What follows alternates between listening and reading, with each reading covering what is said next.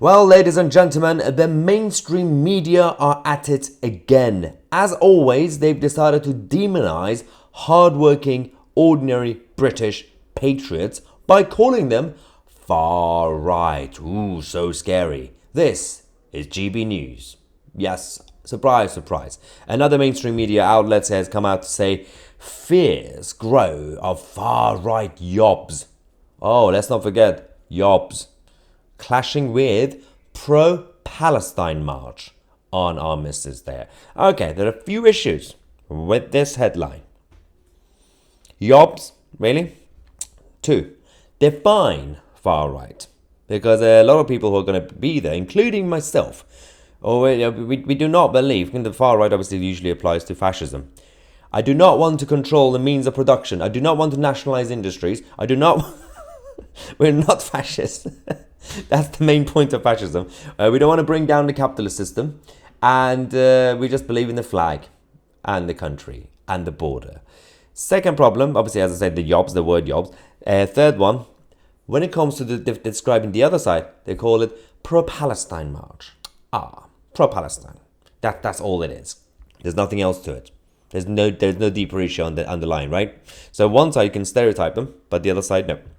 Peter Whittle from the New Culture Forum said, very disappointed to see GB News, which I appear on regularly, using this language. Far-right Yobs. Anybody who wants to stand up and protest against these demonstrations and protect our monuments is smeared in this way by the media. GB News shouldn't go down that route. We had Calvin Robinson, the former presenter on GB News, saying, everybody picks a side, eventually. When it came to the British people versus supporters of a terrorist organization, I did not expect GB News to come down on the side of Hamas. That's a good point. Alison Pearson, definitely not a fascist, saying, well, I'm not a far-right Yob, nor are the friends that I am meeting in London to stand against anti-Semitism and protect our traditions. Let's not forget the true definition of the traditional far-right in Europe was also the fact that they were anti-Semitic. So if you're not anti-Semitic, you're not really traditional far-right anyway. If you're defending the Jews and you don't want to nationalize the industries, yeah, it's not far-right. Charlie Sanson and the media commentator said, why are pro-Hamas supporters labelled as pro-Palestine, whereas the patriotic Brits are already being labelled far-right, implying racism? You want to know the real victim? Living in a majority white country and being labelled every 2 minutes for having genuine concerns. Charlie Sanson is absolutely spot on. But it's not just GB News in terms of mainstream media, it's also Talk TV.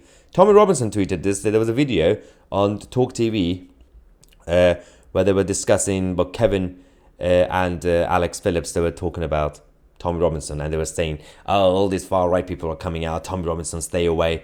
And they said, they called him the EDL leader, and basically saying EDL is coming out.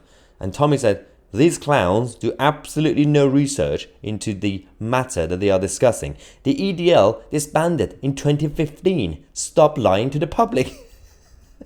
That's a good point. Tommy Robinson is spot on this. Do your homework. Stop labeling people randomly without actually having enough evidence. You can't go around call people names if they are not that. But to be fair, if the mainstream media are going to play that game, we're going to continue to play that game against them as well. We will call them names because they are the lamestream media. But don't worry, guys. Everything's absolutely perfect because we are the media.